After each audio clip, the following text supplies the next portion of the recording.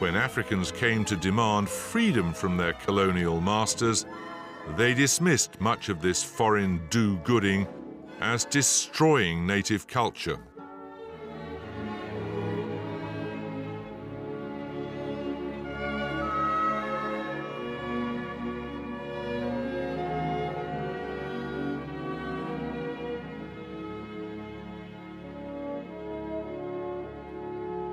Yet more than 100 years after Livingstone, much of the missionary legacy is alive and well.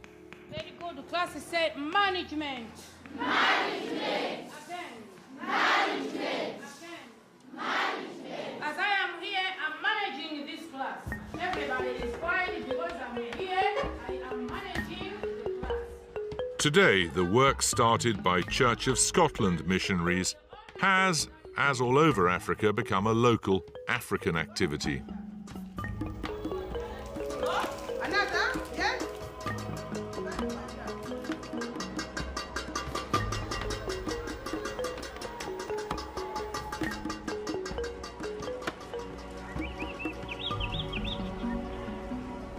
The Nkolokoti Primary School was founded in 1935 in what was then the British colony of Nyasaland.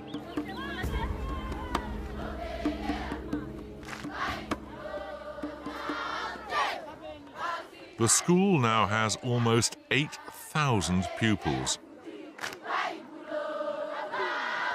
Some walk for hours to get here. Such is the demand, they have to be taught in shifts.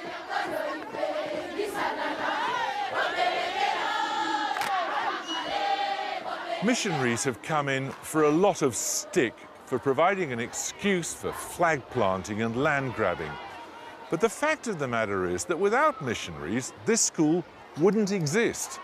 And so 8,000 children would get no education, and come to that, no breakfast either.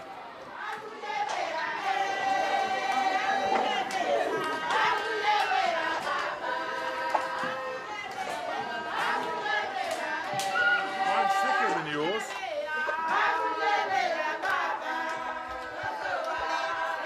Today, the school is funded by the Malawi government, although the porridge comes courtesy of a Scottish charity.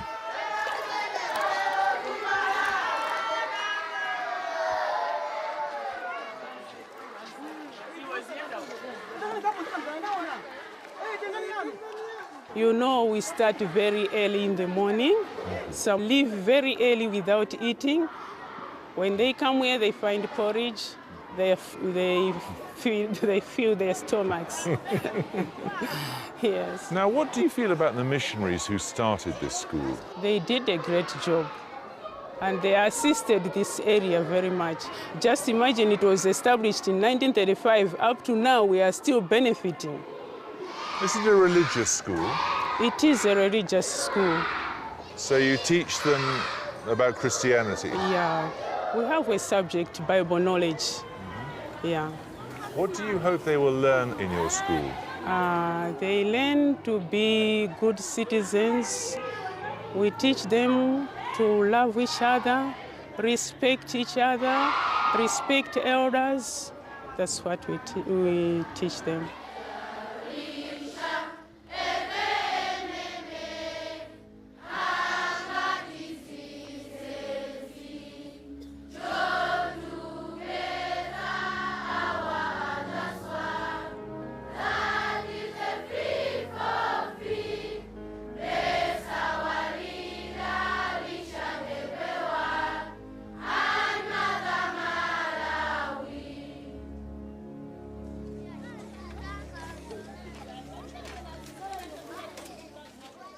David Livingstone's vision of Christianity and commerce was in a sense fulfilled. Where the missionaries led, the traders followed.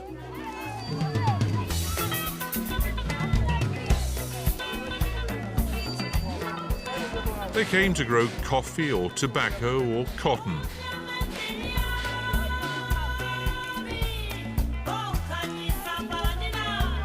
Their African workers, so went the plan, would be influenced towards Christianity.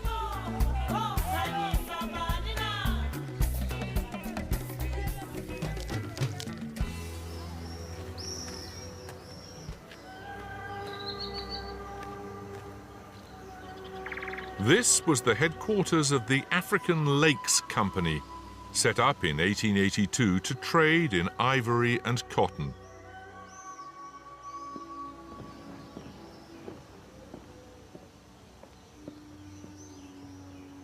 To many Victorians, it seemed a marriage made in heaven, but too often, commerce and Christianity turned out to make extremely unhappy bedfellows.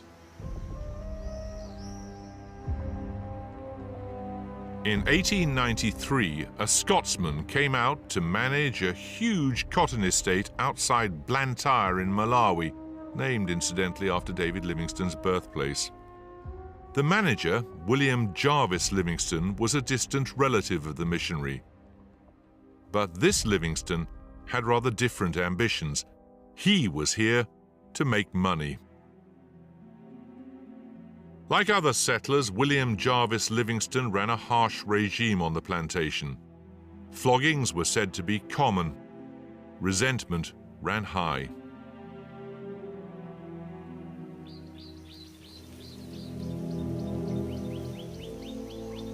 But then one man decided he wasn't going to take it anymore.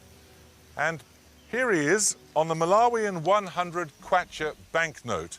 He's also on the 500 kwacha. In fact, he's on every Malawian banknote because the Reverend John Chilembwe is a national hero. He wasn't then, of course. To the colonial authorities, he was nothing but a dangerous nuisance. John Chilembwe had been educated in a Christian mission. He'd even been ordained a Baptist minister, and he liked to dress like a European gentleman. But John Chilembwe's upbringing had given him radical, even subversive ideas. The notion, for example, that all humanity was equal before God. His mission church next to Livingstone's estate became the center for a movement which took as its motto, Africa for the Africans. On the afternoon of Friday, January the 22nd, 1915, John Chilembwe announced, "The time has come at last to fight back against our oppressors. You go out to fight as African patriots for the whole black race. Freedom is the cry of Africa. Our blood will mean something at last."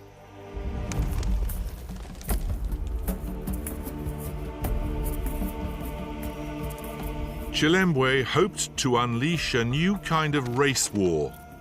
Black Christians against white settlers. One of his chosen victims was his neighbor, William Jarvis Livingstone. What was your grandfather growing here? He was growing tobacco, coffee, cotton, rubber. Deirdre Livingstone is the granddaughter of William Jarvis Livingstone. What was this room? This was my grandparents' bedroom, and this was where they were slept. The bed was just about there, and they would go out on the veranda and have all their parties next door in the dining room.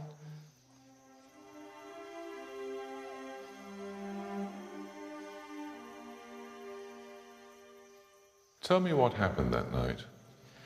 The 23rd of January 1915, that was the night when Chilembwe's men decided to rise up against the white men. And my father was a tiny little baby, 6 months old, being bounced on the bed.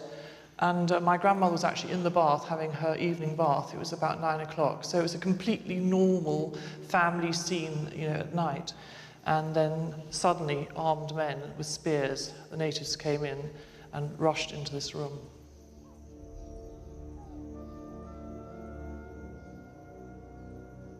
They went to attack my grandfather and speared him. Where was he speared? What part of his body? He was speared here. So she went over to try and get some port wine or brandy, the sort of usual things that they resuscitated people with in those days.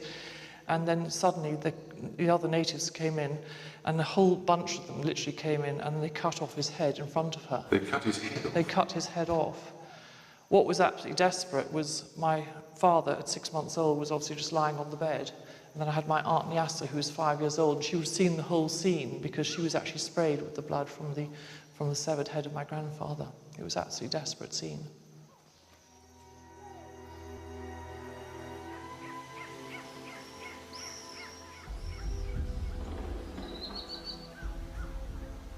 On the Sunday morning, John Chilembwe preached a sermon in his church.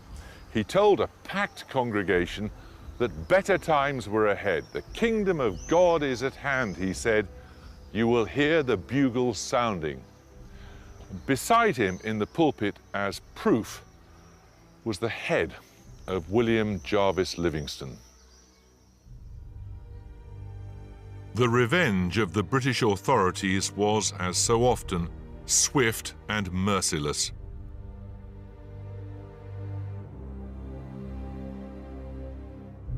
Chilembwe's church was dynamited.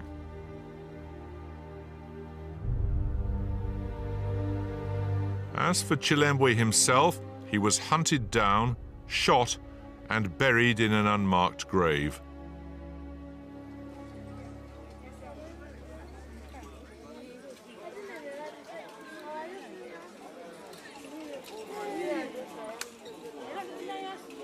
Today, his hometown is a shrine to the struggle against the British.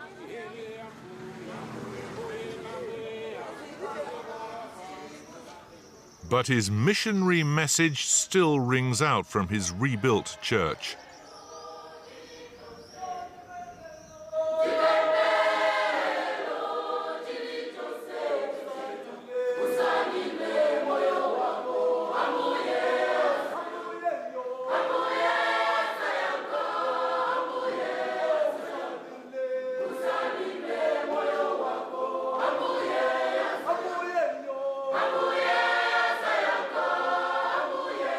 Like many Malawians, the congregation of the church he founded looked on John Chilembwe as a hero. John Chilembwe wanted to establish a church with African origin, but yet with a Western education. But to kill someone, to cut their head off, this is not the sort of behavior you expect from a religious minister, is it? It is a terrible thing. But when you look at the killing side, we also look at the other side. What did it do for him to kill? Because there's a cause to everything. You can kill too. When you reach at a certain stage, say, I want to take your family, I want to kill your family, you can kill too. So we don't know what happened. It's just a mystery. And you admire him? Yes, we do admire him in Malawi, but we admire him because of his teaching when he established the church, because he wanted people to be self-sustaining, work hard. He brought that idea.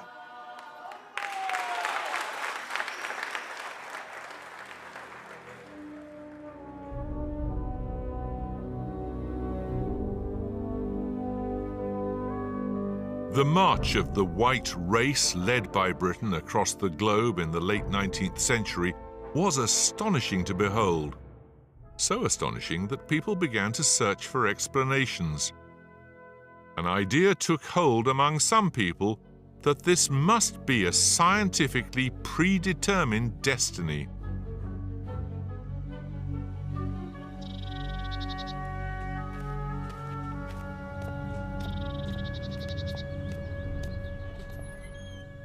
In 1863, the members of the Anthropological Society of London gathered to hear what was billed as a scientific lecture. It was a momentous and, as it turned out, hugely controversial occasion. The speaker was the president and founder of the association, Dr. James Hunt. The title of his paper was The Negro's Place in Nature. I propose to discuss the physical and mental characteristics of the Negro, with a view to determining not only his position in nature, but also the station he should occupy.